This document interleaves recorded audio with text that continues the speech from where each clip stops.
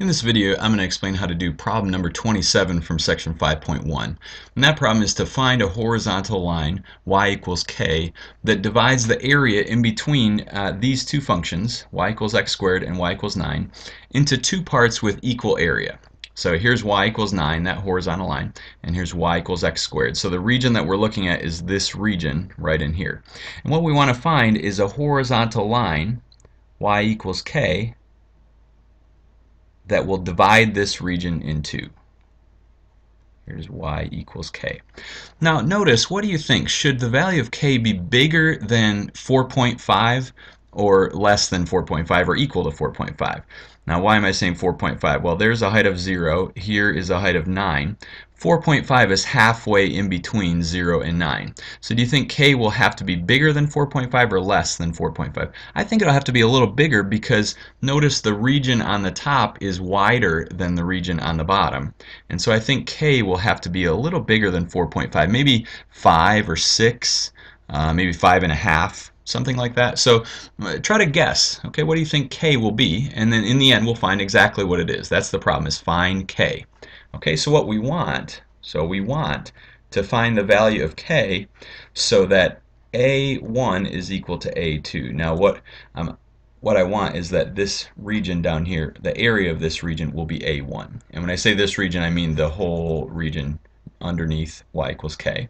And I want a2 to represent the area of this region all up here. All right, we want to find the value of k that makes a1 equal to a2. Now what is a1? Okay, we can find a1 a couple ways. I think the easiest way to do this problem though is to think of this as a right function and a left function, and we want to find the area in between the right function and the left function between 0 and this would be k here. All right, now what is the right function? Well, we have it written as y equals x squared, but actually if we were to write this as a function of y, this would be x equals the square root of y. All right, and on this piece of the function over here, okay, that would be x equals minus the square root of y.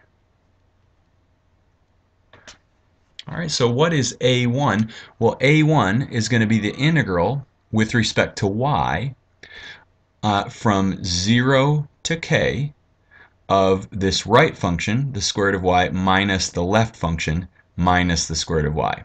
Okay, and a2 is going to be the integral from k to 9 of the right function minus the left function. Okay, the square root of y minus the negative of the square root of y, dy. Okay, and we want to find the value of k that makes those equal to each other. Okay, so a1 is the integral from 0 to k of the square root of y minus negative the square root of y dy. All right, then let's actually figure this out. What is this? Well, the integral from 0 to k, the square root of y minus the square root of y is like the square root of y plus the square root of y, or 2 times the square root of y. And I'm going to write the square root of y as y to the 1/2 power. Okay, to find this integral, we'll do the antiderivative. So we get 2 times y to the 3/2, okay, because 1/2 plus 1 is 3/2, over 3/2. Okay, and we're going to evaluate this from 0 to k. All right, well, dividing by 3/2, I don't like to have a fraction underneath another fraction. Dividing by 3/2 is like multiplying by 2/3. So 2 times 2/3 would be 4/3 times y to the 3/2, and we're going from 0 to k. All right, now we'll, of course, plug in the top number first, so k is the top number, and then we'll plug in the bottom number, 0. And 0 to the 3/2 is just 0. So what we end up with is that a1 is equal to 4/3 times k to the 3/2. Now, of course, it depends on k, right? What the area of this region is, this region A1 right here, it depends on how big k is, right? So we certainly expected that our answer would involve k. All right, now let's look at A2. Okay, let's look at A2, and I also expect the area of our region A2 will depend on k as well. A2 is the integral from k to 9 of the right function minus the left function, dy. Alright, and just like before, we'll combine these together. The square root of y plus the square root of y is like 2 times the square root of y, or 2 times y to the 1/2 power. And again, we'll do the integral, and we'll have, it's going to end up being 4/3 times y to the 3/2, just like before. Only this time we'll go, instead of from 0 to k, we're going from k to 9. Now let's remind ourselves, the reason we're going from k to 9 is because of the picture up here. You see we're going to integrate from k to 9. The first time we were going from 0 to k. Alright, but we still have the same right function and left function. Okay, continuing on here, if we plug in the 9, we're going to have 4/3 times 9 to the 3/2, and then minus 4/3 times k to the 3/2. Now 9 to the 3/2, the way to figure that out is to do the square root of 9 and then cube it. Okay, the square root of 9 is 3, and then cube it is 27. So we have 4/3 times 27, and we still have minus 4/3 k to the 3/2.